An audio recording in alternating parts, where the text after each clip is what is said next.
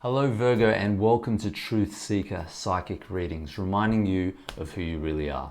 We're going to look at the brand new year of 2021, and we're going to look at the month of January. So let's see what's coming up for you guys. So Virgo, we've got two aspects this month, two different scenarios. So some of you might relate to this, some of you might relate to the other. So I'm going to start with the first, and the theme for the month is Queen of Cups in reverse. So Queen of Cups in reverse is indicating that there is something you're not completely comfortable with that's happening, okay? Now, the 10 of Cups is ultimately a soulmates card, the way I see it in this spread. So it's two people that are very, very connected, all right? And the cups represent happiness and fulfillment, abundance and joy. But in reverse, like the Queen of Cups, it is somewhat skewed. So it is not exactly what it used to be. So perhaps it started this way. Perhaps there was a really deep, strong connection, and then something happened. It led to what? It led to a little bit of codependence, okay? Where someone was relying on the other person for something. Okay, one of you guys in the relationship.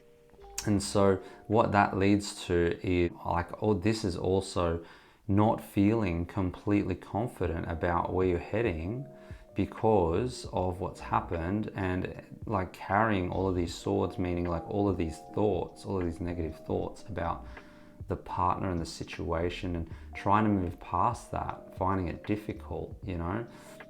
There's a happy ending for the end of those Virgos.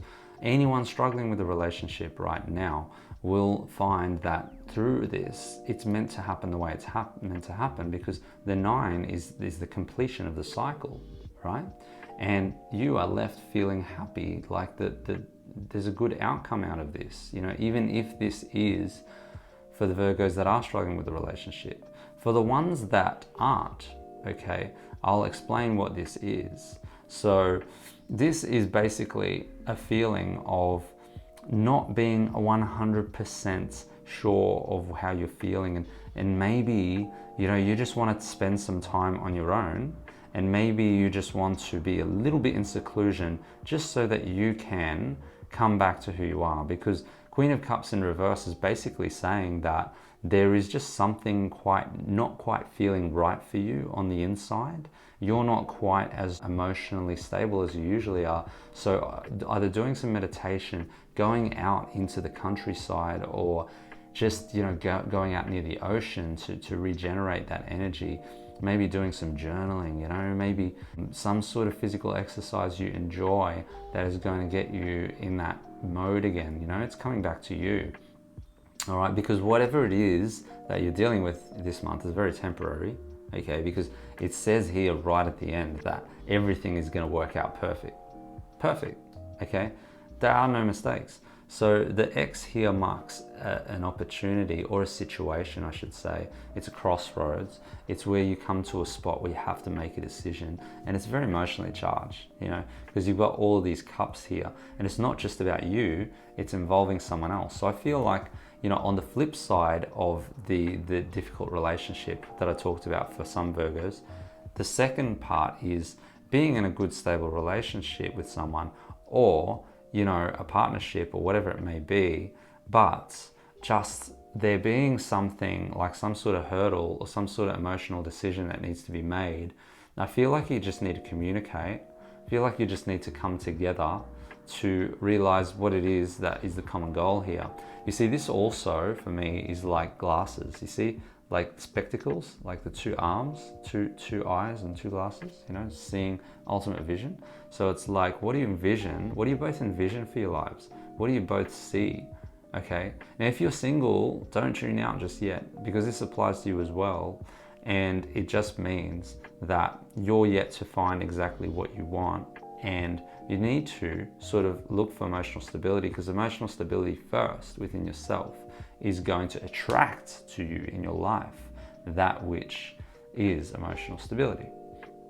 So it starts with you, and then by focusing on you, you are able to get exactly what you want. Right in the middle, okay, is the Five of Pentacles. 5 is the number of change, okay, in numerology. Change that leads to independence, freedom, liberation, flexibility, being dynamic, right? And it's basically saying that sometimes you might have to compromise either something on an emotional level to realize material gain or material success in your relationship, okay? So this can mean for some people like, you know, giving something up so that you can both be happy. All right, it has to be a compromise that you're happy with, because if you give something up that you're not happy with for the other person, then that will lead to resentment. So basically, like, what I'm trying to get to here is that if there is a feeling of like being slightly emotionally unsure about something, come back to yourself, come back to you, okay? That is going to create more stability, and you're going to better be able to have those glasses on and see clearly what the emotional trouble is, and making the decision will be easier, and coming together for that decision will be much easier. It's about working together, right?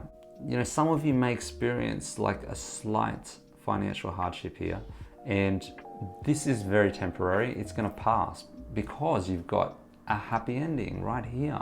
So like, I want to encourage you guys that all of this is just a lesson, right? And the Seven of Swords is that person in your life that has been hiding something. And like, you know, I'm not saying that your partner, your friend, your whoever it is that you're seeing is, you know, hiding something, but, or is being dishonest, I should say. I'm not saying they're being dishonest. I'm saying that there is something under the surface that's not being shown, and so maybe you just need to talk about it, because communication is to a relationship what breathing is to life. So by communicating your relationship, you're saving, you're giving your relationship room to breathe, room to grow, room to live. Communicate, communicate, communicate. That's what all of this is saying to me. So whatever issues that you feel you might be facing, minor, medium, major, communicate. That is the start. And once you do that, once you realize, once you bring to the surface what's been hidden and what it is that is bothering both of you, you're going to realize something really great. You're going to be happy because you'll come together, you've flipped everything, right? And you've created the end of this phase, and the 9 is the end. And it is basically like happy ending, right? Everything's lined up. And you can sit there and look back and go, wow, I can see why that happened. I can understand it now.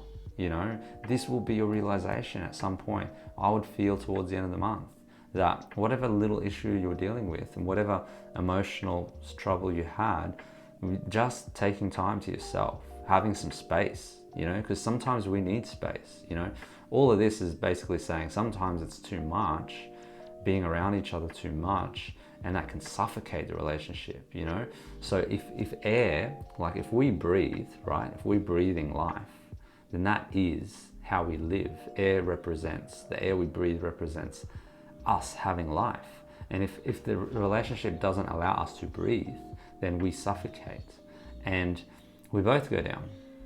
So create some distance sometimes. This is healthy for anyone, by the way. You know, like doing everything together is never a good idea.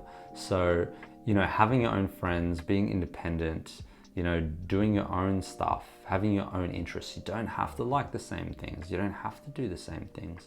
You can be in a happy, loving, unconditionally loving, successful relationship and be independent. And that's perfect. And that's what you want. And getting back to that this month is going to spell for you happiness, coming back to the self, being fulfilled, feeling like you've achieved something, feeling like you've learned something. I actually feel, Virgos, you know, a lot of your life is going to be about self-actualization, which is the reason why you've evolved, why you've, incarnated as a Virgo, is to self-actualize and grow. And so part of it, like relationships are a great tool for doing that, okay? Now, I'm not saying you have to be in a relationship, but being in a relationship allows you the opportunity to learn from the person. It's doubled because you have somebody next to you that shares the journey, that mirrors you, that shows you the negative aspects of yourself, And when you find them and you accept them and you grow through them, you become happy and you become stronger.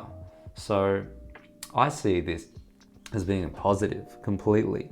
And everything that's happening here is going to become very clear to you by the end of January. And it's basically, you know, it's not the end of the world. It's just like a little emotional issue that you have to recognize and you have to own. And then by doing that, by communicating and by having, you know, enough distance and just, you know, breathing space, you'll be able to conquer that issue that you're having. You'll be able to face it. There'll be transparency and honesty rather than a need to hide or push anything under the table, because we all know that leads to resentment later on. So all the lesson here is just to learn this month to communicate and take time for yourself and take care of your emotions. So have an amazing month, and if you enjoyed this reading, please subscribe to the channel, please like the video and share it with your Virgo friends, okay? And if you can comment in the comments below, let me know your thoughts, whatever they may be. I'll be happy to answer any questions as well. Have an amazing month. I will see you in the next reading.